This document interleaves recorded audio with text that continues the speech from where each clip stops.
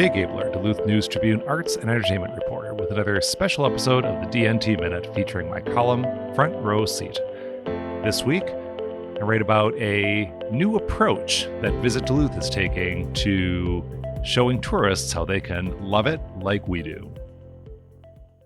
A man waiting for his order at the Rambler food truck last Thursday had a puzzled expression on his face. Another customer, standing in line, was accompanied by a team of people, including a photographer and cinematographer with professional equipment. It seemed like a lot of hullabaloo for a grab-and-go lunch. Josh Koleski explained. "I'm taking photos for Visit Duluth," he said to the confused customer after snapping images of artist Jonathan Thunder queuing up for a hot dog. Capturing a seemingly ordinary moment was exactly the point. For next year's tourism promotion campaigns, Visit Duluth is continuing its push to look beyond the city's most visible attractions and invite potential visitors to see what the city means to the people who call it home. "It's great because I'm not like a salesman for the tourist department of Duluth," Thunder said earlier that day, standing in his home studio being interviewed by Matt Siebert of the marketing agency Lawrence & Schiller. "This is the stuff I know how to talk about." Discussing his work, Thunder shared an anecdote about a local elder. "Jonathan," she said to him, "the artwork that you post is so weird. You're such a strange man. Doesn't your mother worry about you?" Now, that woman, who initially didn't understand Thunder's brightly colored paintings full of pop culture references, is always liking my artwork, said the artist with pride. "She keeps tuning in. She can't look away." Everyone's seen the advertisements where it's like, "Hey, this is beautiful, this is really cool, we have a big lake and we have a big bridge," said Siebert, conversing with Thunder. "But I think it's more fun to talk about weird artwork and strange people making strange works. That's what interests me." Driving between Thunder's studio and the Joseph Neese Gallery, where the artist has a solo show that opened Friday, Siebert discussed Visit Duluth's upcoming campaigns in the context of the slow travel movement. That term refers to travelers' growing desire to venture beyond the most obvious attractions and take time to discover how locals experience an area. A day spent strolling through an unfamiliar neighborhood without a crammed to-do list or exploring a state park with nothing but a route map and a bag of snacks could fall under the umbrella of slow travel, explains the magazine Condé Nast Traveler. "It comes down to how you engage with the world as you move through it. We've been talking about what helps people see themselves in this place, and it's finding a connection with folks like you," said Tricia Hobbs, conversing with Thunder at the studio, understanding how they can see Duluth through the same lens. Hobbs, senior economic developer with the city of Duluth, is the local point person for the tourism marketing realignment that took effect last year with a pivot toward partnership with the Edina-based Belmont Partners and South Dakota's Lawrence & Schiller.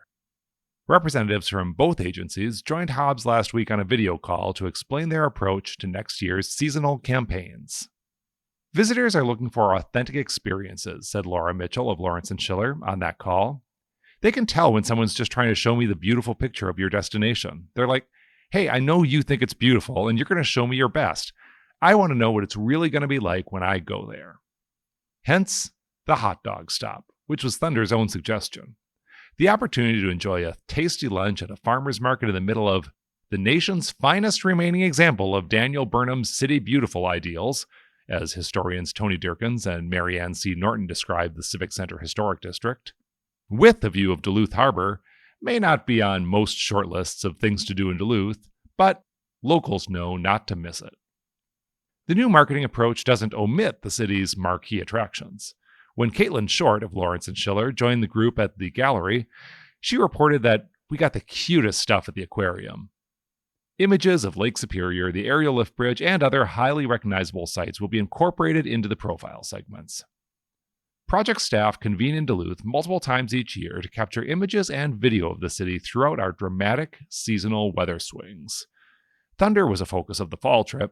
Well, this past summer, the team spent time with Sandy Larson of Women Hike Duluth and Eric Gert of Northern Waters Smokehouse.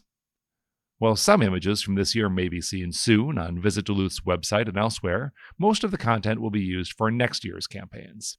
Locals will have the opportunity to preview the new approach at an industry event early in 2024.